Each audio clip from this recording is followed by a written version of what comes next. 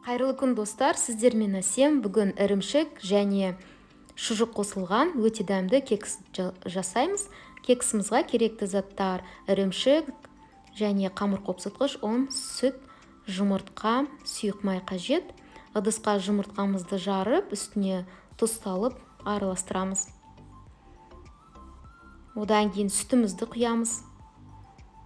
Сұйық майымызды құйып араластырамыз.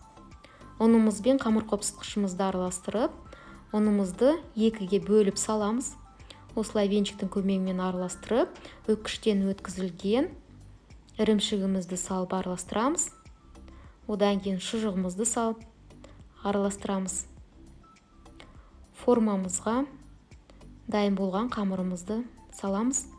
Пешімізді 180 градуста алдын ала қыздырамыз. 180 градуста 25 минут пісіреміз. Кексіміз пісті, өте дәмді, иісі керемет. Осы кекстарды балаларыңызға жасасаңыздар, балаларыңыз сүйіп жейді, және таңғы асқа жасасаңыздар болады. Ортасында ірімшікті және шұжығы бар, өте керемет, дәмді.